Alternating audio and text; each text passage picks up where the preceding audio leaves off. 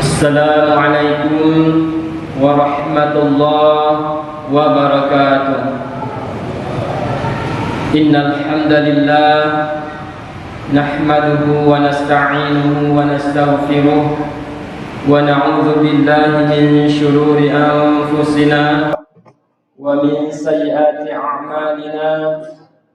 Man yahdihillahu fala mudilla lahu wa man yudlil fala hadiya lahu. Asyhadu an la ilaha illallah wahdahu la syarika lah wa asyhadu anna Muhammadan abduhu wa rasuluh alladzi la nabiyya wa rasula ba'da. Amma ba'd. Faqala Allah ta'ala fi kitabihil karim, a'udzu billahi minasy syaithanir rajim. Bismillahirrahmanirrahim.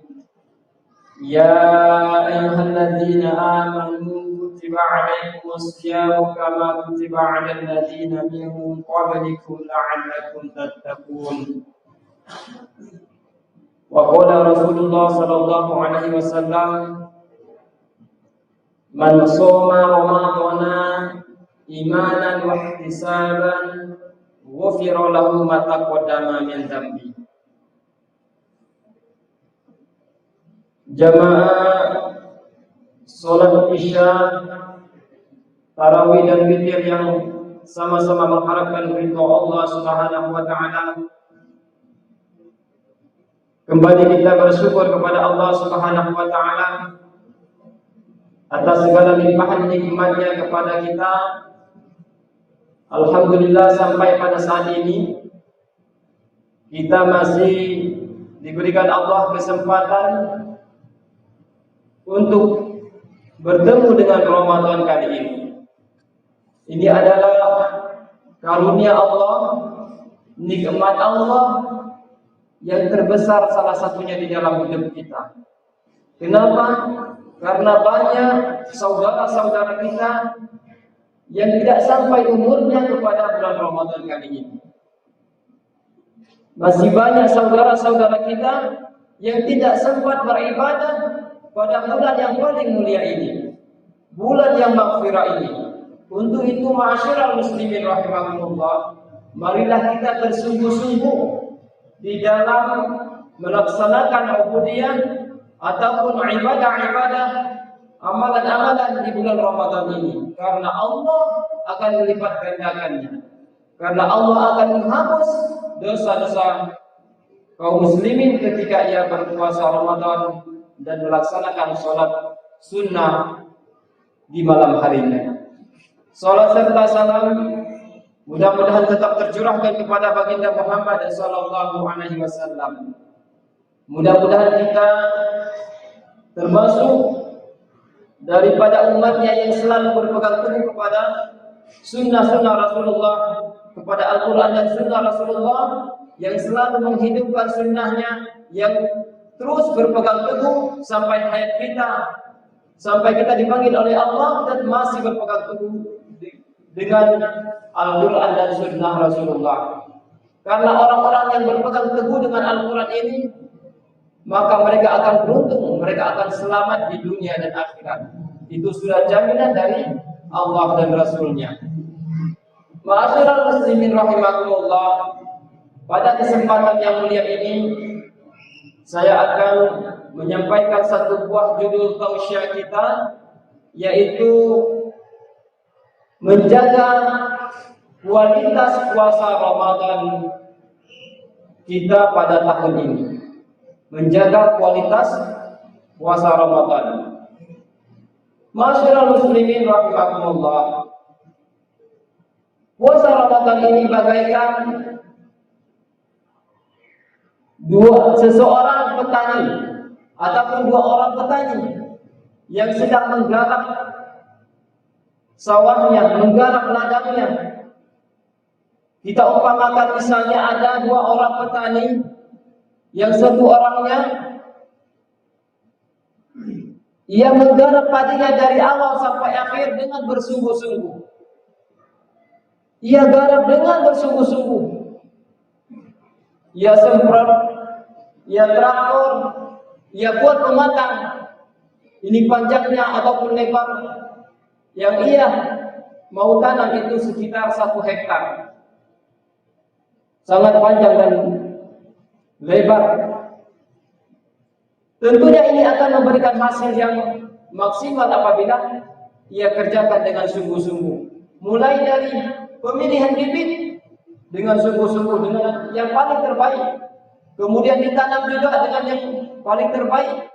Kemudian diberikan pupuk. Setelah itu dijaga hamanya, disemprot hamanya. Dan sampai berbuah ia jaga petani ini dengan bersungguh-sungguh. Ia lihat, ia teliti dengan baik hasil pekerjaannya ini supaya tidak sia-sia. Sehingga sampai pada panen, ia pun masih menjaganya. Ia jaga dengan betul-betul. Pagarnya diperkuat supaya kerbau ataupun babi tidak masuk, tidak merusaknya. Tikus dibasmi semuanya. Seluruh yang namanya hama ia berantas supaya hasilnya maksimal. Masyaallah muslimin rahimakumullah. Maka dari usaha seorang petani ini maka otomatis akan memberikan hasil yang maksimal. Ia bisa targetkan dalam 1 hektar itu mungkin bisa sampai 10 puncak ya mendapatkan hasilnya. Tetapi ada satu orang tetangganya ataupun saudaranya di sampingnya, sama sawahnya 1 hektar juga panjangnya, lebarnya. Akan tetapi ia garap dengan asal-asalan saja. Ia tanam dengan asal-asalan saja. Bibitnya pun asal-asalan yang dia tidak pilih. Ia tanam dengan tidak hati-hati. Kemudian ia tidak semprot hamanya, tidak semprot rumput-rumput yang tumbuh di sekitar padi tersebut. Dan hama-hama yang datang seperti tikus, seperti babi dan seterusnya, kerbau, ia abaikan begitu saja. Habis ditanam, pulang ke rumah baru sekali datang 3 bulan ataupun 6 bulan selanjutnya.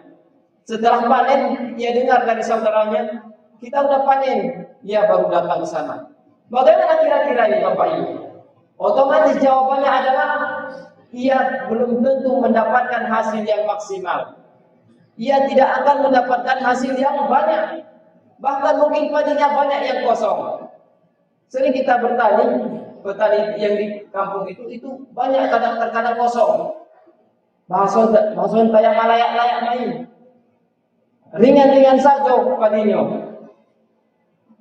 Tidak berat ya, banyak yang kosong. Kenapa? Karena tidak hati-hati di dalam mengolah tanah tersebut. Tidak hati-hati di dalam menanam padinya, memelihara padi tersebut. Sehingga ia mendapatkan hasil yang minim ataupun bahkan sangat merugi karena sudah banyak mengeluarkan biaya bertraktor, biaya membuat pematangnya, biaya menanamnya, biaya menuainya, semua mengeluarkan biaya jutaan, mengeluarkan biaya bahkan puluhan juta, tetapi hasilnya hanya sedikit. Masyaallah muslimin rahimakumullah. Seperti inilah kita ini sedang berada di bulan Ramadan ini. Kita harus betul-betul menjaga dengan teliti puasa kita. Jangan sampai sia-sia walaupun hanya 1 hari saja yang sia-sia itu. Jangan kita lepaskan kepada hal-hal yang sia-sia. Masyaallah muslimin rahimakumullah. Lalu apa saja yang membuat puasa seseorang menjadi sia-sia?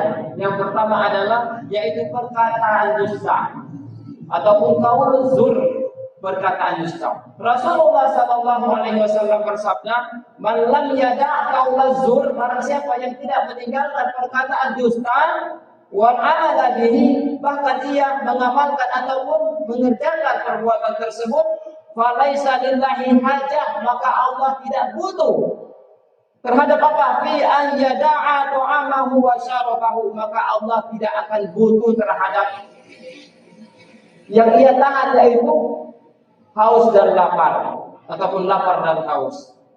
Allah tidak butuh, tetapi yang Allah butuhkan adalah perkara yang ia tinggalkan, yaitu perkataan dusta. Termasuk di dalamnya itu menghina orang, memfitnah orang, mencaci orang, dan seterusnya. Kemudian yang kedua adalah perkataan sia-sia dan perkataan yang tidak senonoh. Rasulullah bersabda, "Laisa siyamu minal akli wasyarab." Maka puasa itu bukanlah hanya sekedar menahan lapar dan dahaga saja. Innamas siyam, sesungguhnya puasa itu minal lagwi warrafath. Puasa itu harus menahan diri daripada yaitu perbuatan sia-sia, minal lagwi. Kemudian warrafath, dan perkataan-perkataan yang tidak senonoh ataupun perkataan yang tidak pantas diucapkan. Masyarakat muslimin, terkadang kita banyak ketika berpuasa kita tidak sadar, kita ucapkan kata-kata yang sia-sia saja, bahkan yang menyakiti perasaan saudara-saudara kita, yang menyinggung saudara-saudara kita, padahal kita sedang puasa karena sudah tabiat kita sehari-hari. Maka ketika puasa kita harus berhati-hati.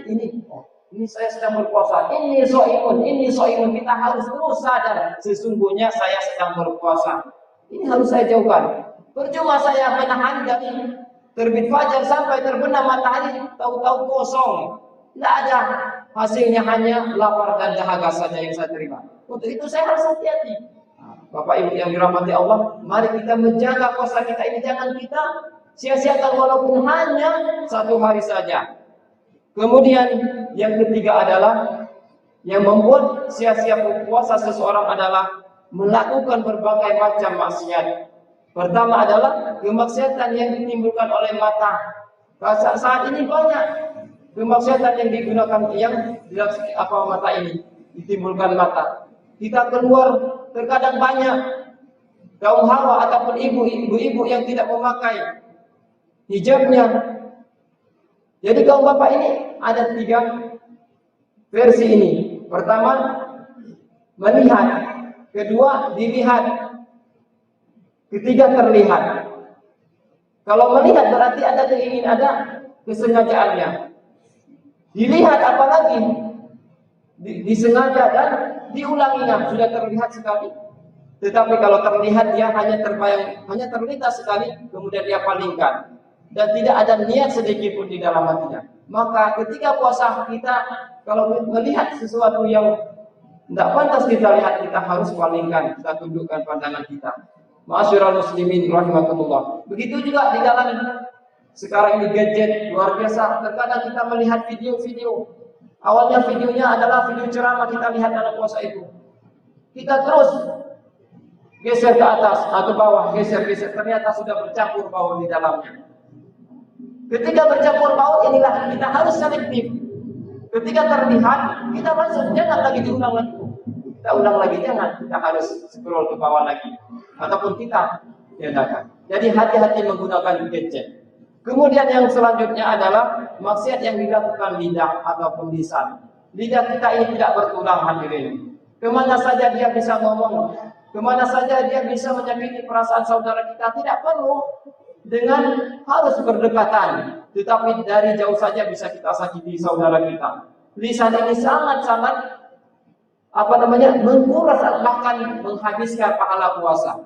Karena di dalam suatu hadis Rasulullah SAW bersabda, Rasulullah bertanya kepada para sahabat, "Man muflis?" kata Rasulullah. Tahukah kalian? Ada al muflis? Tahukah kalian orang-orang yang bangkrut di akhirat? Para sahabat mengatakan, "Al-muflis fina mala dirhama wala mata." Orang yang muflis itu adalah orang yang bangkrut. Yang bangkrut itu ya Rasulullah adalah orang yang tidak mempunyai harta benda, tidak mempunyai dirham, tidak mempunyai uang, yang tidak mempunyai kesenangan di dunia. Itu menurut para sahabat. Tapi Rasulullah mengatakan bukan itu. Ya, sesungguhnya yang saya maksudkan orang-orang yang merugi di akhirat adalah orang-orang yang datang dengan berbagai macam bentuk amalnya yang banyak, sebesar gunung Uhud, sebesar bahkan lebih besar dari itu, dengan membawa pahala puasa, dengan membawa pahala zakat, pahala sholat, semua pahalanya sudah menumpuk di hadapannya. Dia bangga dengan pahala tersebut. Akan tetapi berdatangan orang-orang yang pernah ia sakiti dengan lisannya. Mereka menuntut kepada Allah, ya Allah, ini orang dahulunya di dunia pernah menyakiti saya. Dahulunya pernah dengan lisannya ini saya menjadi terfitnah. Sehingga orang tersebut datang Allah Subhanahu wa taala memerintahkan kepada malaikat, wahai malaikat, ambilkan pahala puasanya. Taruhkan, berikan kepada orang yang ia sakiti tersebut. Ambilkan pahala sholatnya dan seterusnya. Dan berdatangan semakin banyak orang ini menyakiti saudaranya dengan lisannya ataupun dengan kata-katanya, maka semakin banyak orang-orang yang berduyun-duyun meminta pengadilan kepada Allah Subhanahu wa taala. Meminta pengadilan. Ya Allah, dahulunya ia begini dan begitu. Sehingga diambillah seluruh pahalanya habis. Sehingga malaikat mengatakan, ya Allah, ini masih banyak yang berduyun-duyun berdatangan meminta pengadilan di hadapan-Mu ya Allah. Tetapi pahala orang ini sudah habis ya Allah. Bagaimana ini? Kata Allah, ambilkan dosa-dosa orang-orang yang ia sakiti, yang ia zalimi, taruhkan, lemparkan kepada orang tersebut. Padahal dia tadi ahli ibadah, puasanya menjadi sia-sia. Kenapa? Pahalanya sudah sama orang. Untuk itu, lisan ini hanya sedikit, hanya sebesar sepanjang ini, tetapi dia bisa merusak seluruh amalan-amalan umat manusia. Ma'asyiral muslimin rahimakumullah. Untuk itu marilah kita berhati-hati menjaga puasa kita ini, menjaga lisan kita. Lisan ini yang paling terberat dijaga. Termasuk sekarang ini lisan itu adalah melalui gadget. Terkadang kita memberikan komentar-komentar yang menyudutkan orang lain. Ini adalah termasuk juga bagian dari lisan kita. Ma'asyiral muslimin rahimakumullah. Kemudian kemaksiatan yang dilakukan hati, yaitu niat kita. Hati kita harus juga kita bersihkan. Kemudian kemaksiatan yang dilakukan farji ataupun syahwat kita harus juga kita hindarkan. Dan yang terakhir adalah kemaksiatan yang dilakukan seluruh anggota tubuh kita. Artinya ketika kita berpuasa Bapak Ibu, kita harus mulai dari ujung rambut sampai ujung kaki harus kita puasakan seluruhnya. Harus kita tahan. Kaki kita biasanya melangkahkan kepada yang tidak baik, sekarang ini kita langkahkan kepada yang baik. Biasanya tangan kita melakukan yang tidak baik, maka saat ini kita hanya memegang Al-Quran dan seterusnya, berzikir kepada Allah. Lisan kita biasanya dia mengomong orang lain, menceritakan orang lain, tetapi saat ini dia hanya berzikir kepada Allah, hanya kerjanya mengkhatam Al-Quran. Minimal kita usahakan di dalam Ramadan ini satu kali khatam. Kalau para sahabat mereka mengkhatamkan Al-Quran itu, ada yang satu kali khatam itu 2 hari. Coba bayangkan, berarti 1 hari itu 15 juz. Luar biasa. Belum ada kita saat ini, belum ada yang mampu membaca Al-Quran itu 1 hari 15 juz. Luar biasa. Ma'asyiral muslimin rahimakumullah. Mungkin inilah tausiah singkat ini, mudah-mudahan ada manfaatnya bagi kita semua. Untuk itu marilah kita menjaga puasa kita dengan bersungguh-sungguh. Jangan sampai sia-sia karena kita tidak tahu berkurang ketika itu. Namun kita tahu perasaan kita bahwasanya kita sedang berpuasa, maka kita harus menghindarkan perkara-perkara yang sia-sia. Demikianlah kami akhiri dengan doa kifaratul majlis. Subhanakallahumma wa bihamdika asyhadu an la ilaha illa anta astaghfiruka wa atubu ilaik. Assalamualaikum warahmatullahi wabarakatuh.